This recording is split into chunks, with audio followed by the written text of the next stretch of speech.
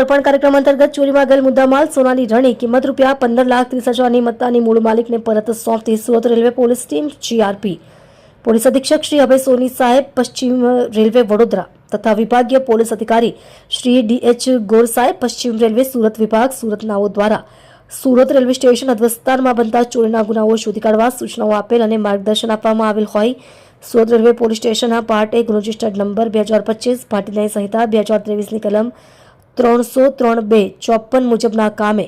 ચોરીમાં ગયેલ એક નાનું લેડીઝ પર્સ, જેમાં સોનાનું મંગળસૂત્ર, સોનાની ચેઇન, બંગડીઓ, અંગૂઠી, નથણી વગેરે મળી કુલ કિંમત ₹15,60,700ની મત્તાનો મુદ્દામાલ Surat railway station platform number 2ના લિફ્ટમાં ચોરી થયેલ હોય છે. ગુનાની તપાસ પોલીસ ઇન્સ્પેક્ટર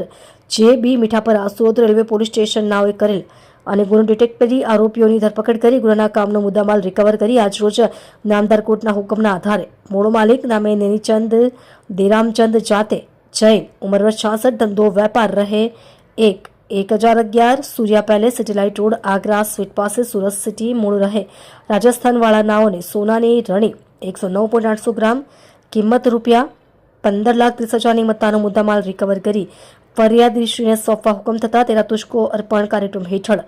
કામના ફરિયાદી નાઓને સુપરત કરી તેના તુષ્કો અર્પણ કાર્યક્રમ રાખી સાર્થક કરી પ્રશંસનીય કામગીરી કરેલ છે. તમે જોઈ રહ્યા છો DNY ન્યૂઝ ચેનલ રમનદીપ કૌરની સાથે.